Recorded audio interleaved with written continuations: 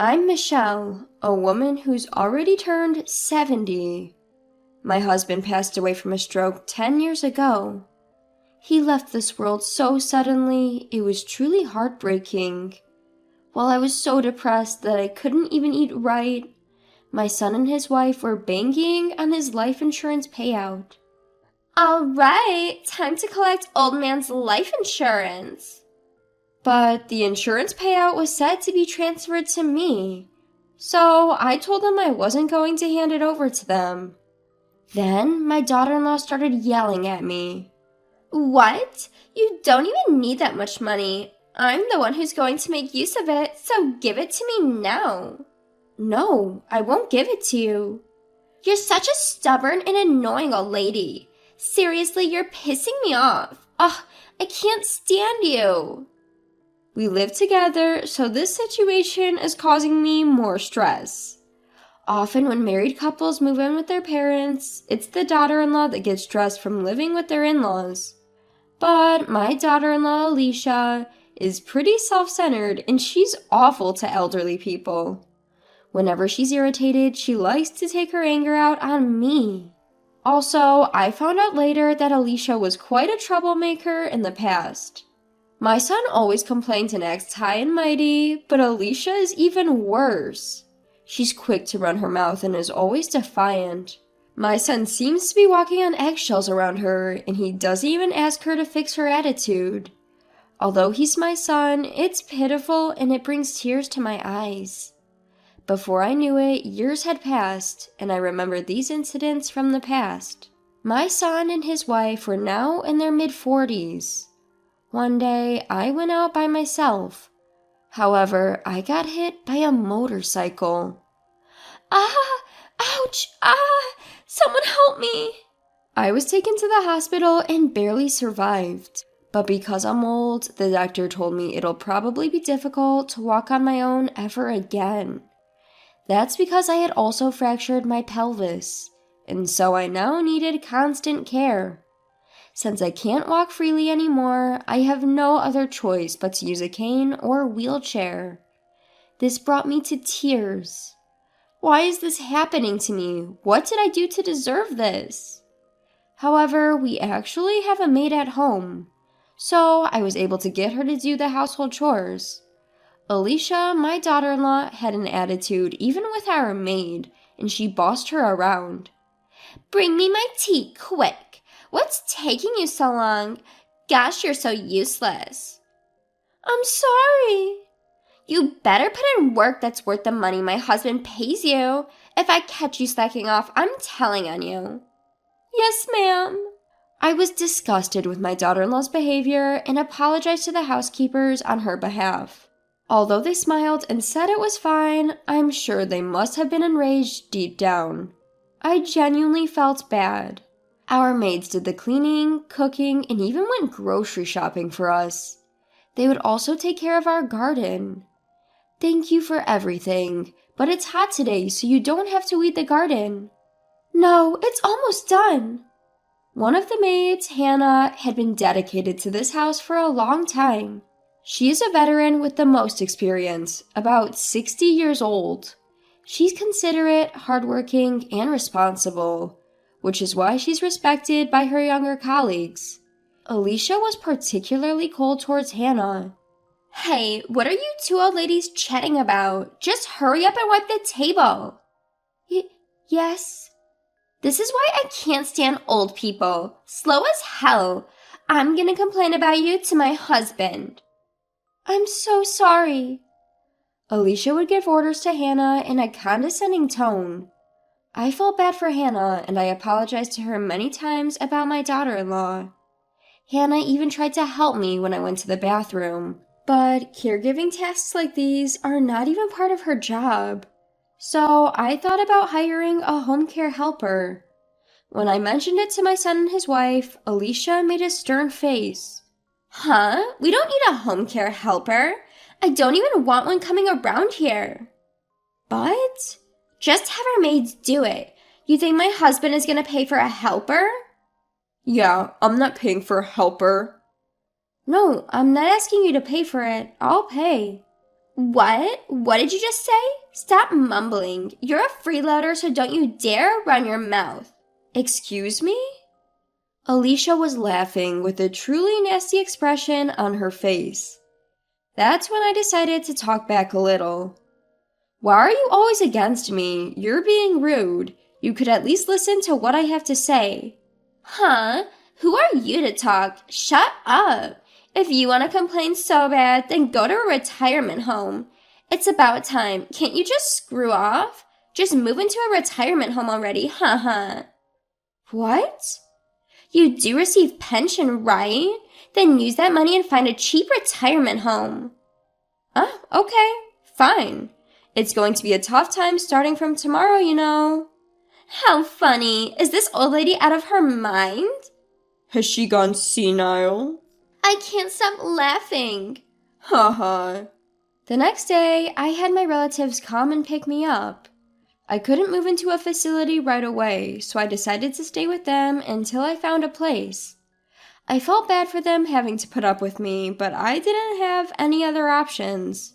Even if I wanted to stay at a business hotel, my immobility made it impossible.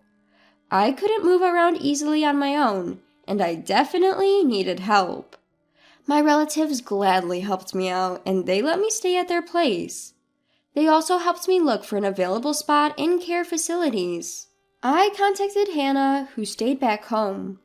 Being unfamiliar with phones, I slowly typed out my text. I gave Hannah instructions, and then all I had to do was wait for my move-in day. Then I found a facility that was immediately available, so I decided to move in there. It seemed rather comfortable, a nice place to spend my twilight years. Soon after, I received a message from my daughter-in-law.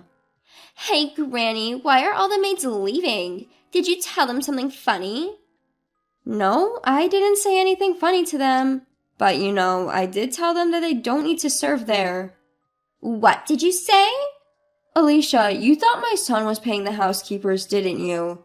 But actually, it was me who was paying them. What the? I have a friend who was looking for housekeepers, so I referred them there. They needed help right away, so I'm sure the housekeepers are being welcomed there. How dare you? She had always thought that my son was the one paying the housekeepers, which is why she always threatened to tell on them. My son, being a show-off, pretended that he was the one hiring them. I tried several times to tell her that I was the one paying them, but every time she would interrupt me. Every time I tried to say something, she would cut me off. Oh, about the housekeeper's hourly wage. Huh? Are you planning to raise it? That's something my husband decides. Granny, stay out of this. It's none of your business. Well, actually... Gosh, shut up. Got a problem? Never mind. Perhaps it was my fault for not speaking up, but I knew karma was going to get them one day. I always plan on getting back at my pitiful son and his nasty wife, which is why I put up with them all this time. I was honestly upset that I had to leave my house like that, but I'm over it now. In the past, people might have said it was pitiful to have an elderly person stay at a retirement home, but I think otherwise. I get to interact with people my age, and there are activities to maintain my cognitive ability and physical mobility. The food provided here is delicious, and my room is always kept clean so it's comfortable. Moreover, the facility I'm staying at is rather upscale. In fact, I've been investing since I was young, so I have plenty of money. Of course, I let them know about that as well. A few months later, I got a phone call from my son. I picked up the call, wondering what he called for. He was in a frenzy, saying that he was in a big trouble.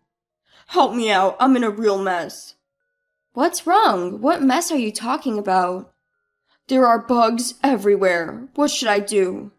Huh? I don't know how to take out the trash, so I left them in the house, and now bugs are swarming.